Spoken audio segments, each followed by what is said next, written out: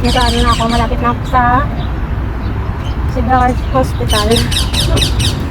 Hi guys! Narinig niyo ba yung tissue? Yung huli ng ibon? Tweet, tweet, tweet, tweet, tweet! Kunana, jibilit!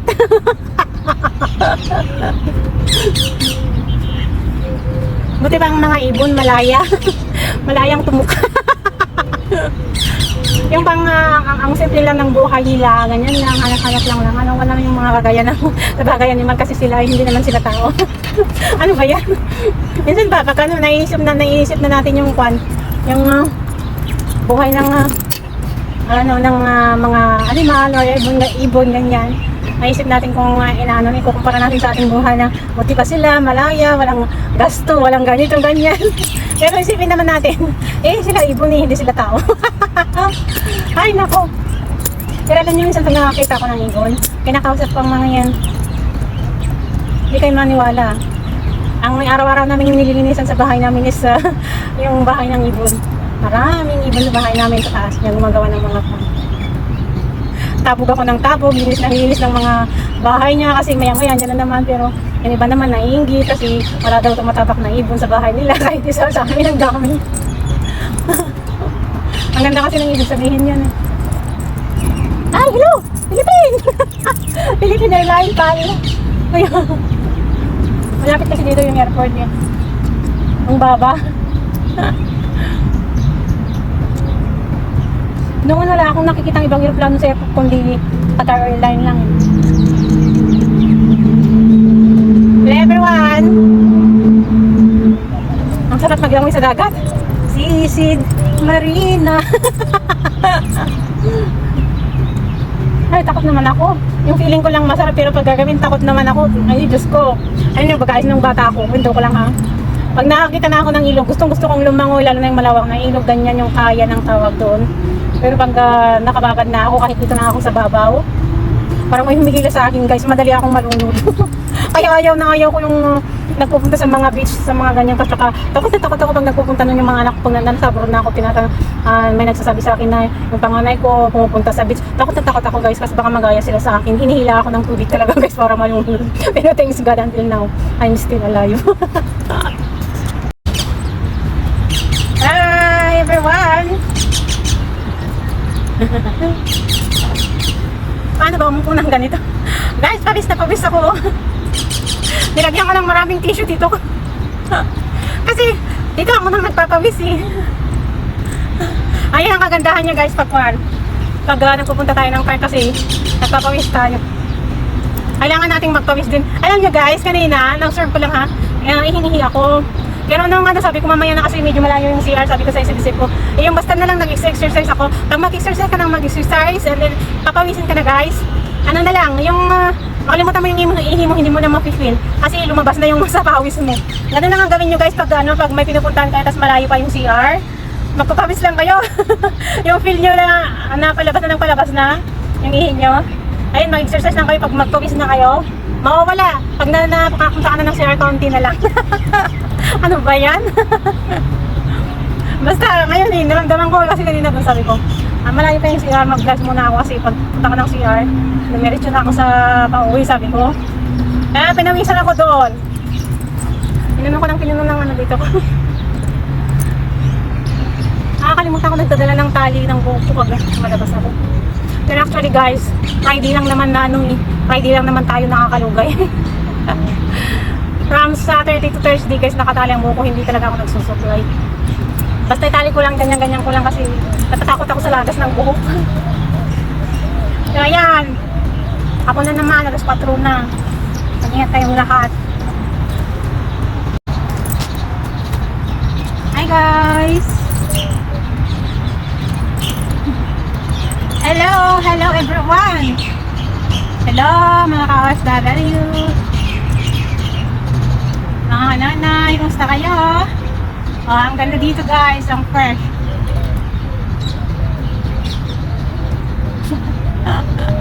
May nagti-tiktok doon. Kanina pa yun? Hindi pa kayo? TikTok naman ang TikTok. Ako wala akong TikTok guys, hindi ko alam. Nakailang gawa na ako ng TikTok pagkatapos na full memory ako, nag reset all na naman ako. Wala na naman, nakalimutan ko na naman ano ba yung pangalan ko doon, ano yung email na ginamit ko, password. So kahit pa-install ko ulit, wala na naman. Hanggang nagsawa na lang ako, sabi ko tama na nga yan. Okay na yung Facebook at saka yung YouTube, sabi ko sa... So yun, nakakakita ko dito mga kababayan ng mga ibang lahi. TikTok ng TikTok. Ang XC lang kasi yung ano nila. Pero ang gagaling nila sa mayo guys. Ang hirap ano yung kahit simpleng move lang. Grabe. Yay! Maglakad na naman ako guys para maano na naman itong mga buto-buto ko kasi ang hirap ng mga nanay ng mga katulad ko, katulad natin guys, ang walang lakad-lakad. Kailangan natin maglakad guys. Lakad-lakad lang kayo. Hindi sapat yung lakad-lakad lang sa buong bahay na ano yung tawag nila, panay utos, ganyan. Kailangan talaga natin maglakad with sweat. Kailangan tayong magpapagod. Inaantay ko lang na medyo bababa yung init. Kasi kahit naman late ako uuwi nila. I don't care kung may bisitas for the pier. Basta, alam ko na medyo ako lumabas. Wala na akong pakay.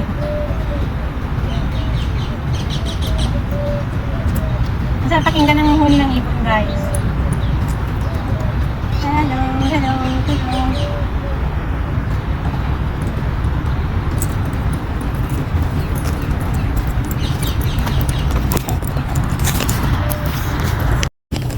Hi everyone!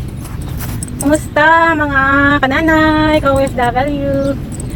Sino nakapagpadala ngayon? Di ba? Masaya kayo? Masaya tayong lahat. Happy! Kaya alam niyo guys, sa bagay swertihan talaga.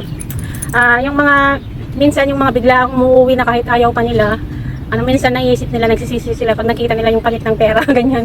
Pero pag naman, tapos pag kayo naman na nandito, tumaas lang ng kaunti or malaki na rin na bagay na yun, yung kaunti, tumaas lang yung palitan, ang saya na natin. So, ayan. Alam ko maraming happy ngayon sa mga nagpadala guys. And thanks God, may nagbabago naman sa palitan. Pero last year guys, ay sas, kahit malapit lang mag-December at December talaga, ay nako, hanggang 15, ganyan. Samantalang noon nga, nag-16 na din noon. Ngayon guys, 16. Sa city center ha, mga kwan tayo punta mga 2 p.m. nung nandun ako. 1:30 ganyan, 2 p.m. mataas. So, tinanong ko yung Pilipina kanina kasi sa Pilipina ako na kanina na nakatapat. Sabi ko, stay na ba ito? Sabi ko sa kanya. Depende sabi niya. Pero nung ano pa daw, yung nung nakaraang weeks pa daw na, na siya, na tumaas na. And maganda pa nga guys kasi ngayon sa Aldar, meron ng Gcash. Buti na lang tinanong ko dati po, lumilipat pa ako sa kabila kasi maraming batayan kasi sa city center from any floor door. Pero sa underground kasi ako nagpupunta. So, magkakatapat lang yung anuhan doon. Nakakala ko lang isa yung banda doon sa katapat ng Aldar ang may Gcash. Kasi, guys, hindi usang Gcash dito Buti na lang at may Gcash na pala sa may Aldar. So, ayun lang, yun ang madalian na lang para sa atin kasi dati wala noon sa mall. Kailangan pa talagang punta ng kabayan yung mga nag-ano ng Gcash pero yung kanina yung pinay kanina sabi niya maganda nag-increase ngayon and then may Gcash na kami dito matagal na sabi niya. So yun lang guys, yun lang ang aking makwento dahil nakapunta ako ng mall guys para lang may bigay natin ang ating obligasyon bilang magulang sa ating mga anak. So ayan, dyan ko nalaman na meron ng Gcash, Aldar, and then tumaas ang palit, ayan, ganon. So ayan guys. Lagi tayong nagpapasalamat sa itaas kasi dahil sa kanya, tumaas ang palitan.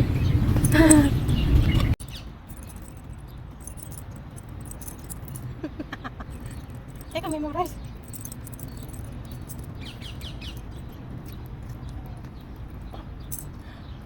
May dinang ako kahapon na sayaw ng isang OFW na gusto kong gayahin kaso dali-dali lang kaya. Pero habang ganyan na rin yung katawan niya. Wala na siya, ang kwento niya, ganyan na lang daw ang ginagawa niya kasi wala daw siyang day off na sa Saudi. Kaya kayong mga walang day off guys, naranasan ko rin naman yan noon sa Kuwait, sa Abu Dhabi yan, mahirap. Kaya talaga pag walang day off pero pag gusto niyo naman malibang, yun tama yung sabi ng nanay, sayaw-sayaw niyo na lang. Ang ano niya sayang lang wala siyang day off pero matalent siya sa sayaw. Marami siyang alam na sayaw. Pinapanood ko siya palagi at saka yung sayaw niya minsan yung dinadownload ko, minsan ginagaya ko ganyan. Pero kahit ginagaya ko, hindi ko, kahit inaano ko, hindi ko pa rin kaya. Gusto kong gayahin ko rin ito pa. Kasi, ang tao kasi pag pinanganak na talagang mahilig sa sayaw, yung madali lang matuto ka. So, wala yung hirap kong matuto.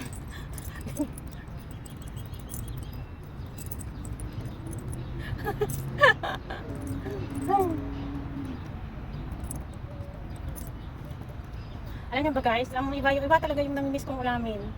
Ayaw ko na sa karne. Ang gusto ko talaga guys yung mga nakukuha ba sa ilog. Namiss ko sila guys. Lahat na nakukuha sa ilog kahit ano doon. Hindi yung nakukuha sa dagat ha. Medyo sawa ako kasi maraming ano sa bahay. Uy, bili sila ng shrimps, ng ano ba yun yung orange na isda na lagi kong niluluto na tuwing ano ma-flag ako dahil sa pangalan niya. Yung S-A-L-M-O-N. Yun. Ayan nyo guys, pag yan ang inulam ko, hindi ko talaga sinasabi yung pangalan kasi talagang marami sa bahay since nandun ako sa kanila. So tuwing mag-ulam ako, binibideo ko noon sa YouTube, sa naka-flag guys, pag sinasabi ko na ang ulam namin, ang ulam ko is ito, ganyan. Ay, naku, pinaflag niya kaya hindi ko na binibigkas. Pero namimiss ko talaga, really guys, namimiss ko talaga yung mga ulam sa kwan, sa ilog. Lalo na yung mga parang, ano doon, yung mga parang, yung eel, yung paka, lalo na yung suso guys, favorite ko ang suso at saka kupol. Nakakamiss guys. So ayan, umpisahan na natin ang paalis dito. Ang Katara Park is malapit sa sa Cedars Hospital. Yung Cedars private ata yan, ni mahal dyan. Hindi kagaya ng Ahmad. Ahmad kasi is public. Naranasan ko na dyan ang check-up noon dito sa ovary ko. Noong European ang amo ko. Maganda dyan. Private lang, mahal lahat. Bakit kaya nila hinarangan to? Hindi have plan siguro.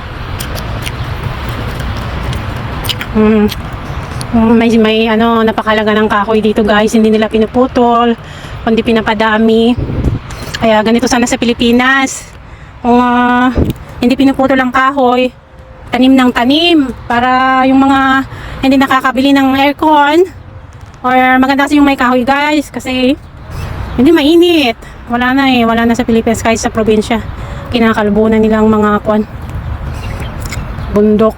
Napakasayang. Hindi nyo alam guys, sa ibang bansa mayayaman na nga sila, may aircon na nga sila, hindi pa nila pinuputol ang mga kahoy kundi pinapadami. Kaya sana habang maaga pa yung mga namumutol ng kahoy, i-stop nyo na kasi tingnan nyo, ang init-init na ngayon ng Pilipinas. Oh my god. Hi everyone.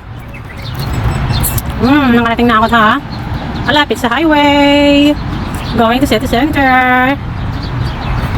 But I went already to city center. Kaya nga yung cleaners is there. Diba? Ang sarap lang dito guys. Ang sarap talaga ng nasa park kasi puro puno ng kahoy ang ano. Alam nyo guys, kung may maghawak lang sana sa aking camera or video, akit ako kunwari.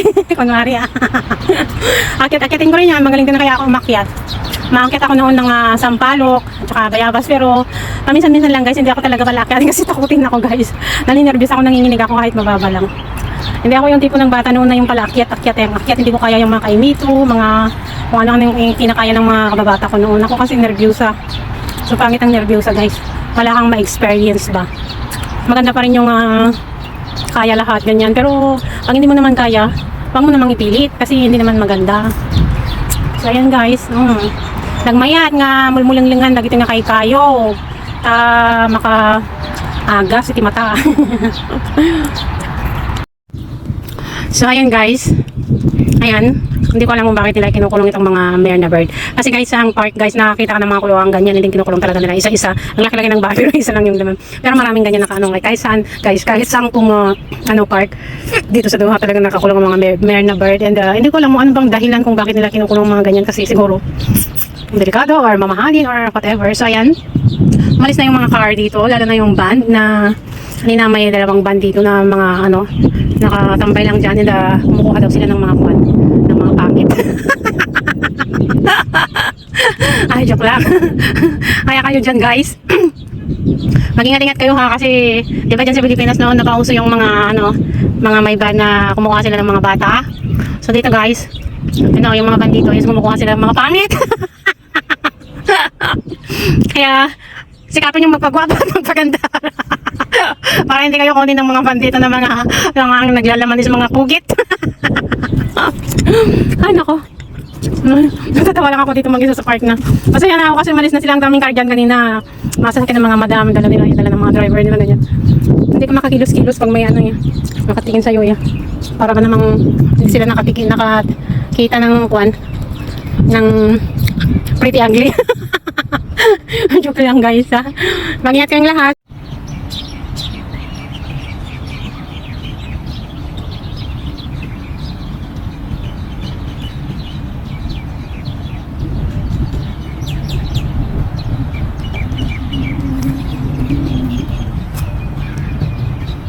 Ayan guys, yung sinasabi kong kamantiris siya, oh. Kinakain lang siya ng ibon.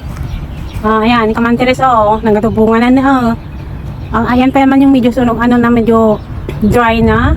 Matamis-tamis noon yan, eh. Kasi yung fresh pa medyo nasugbot, Ilocano. Ayan ang kinakain noon, kamantiris siya. Hindi ko alam ano bang English ng kamantiris. Bobo ako sa English, eh. So doon na parts, kung nakita yung maraming tao doon. Ayun. Ano doon? Yung ilog. Suba. I was awake. I remember who I am. I was lost. Na na na. Hindi ko memorize yung kanta yun. I was running out of time.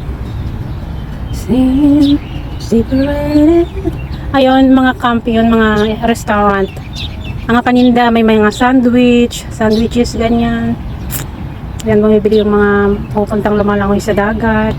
Ganyan, yung isang cottage is entrance fee is 10 real.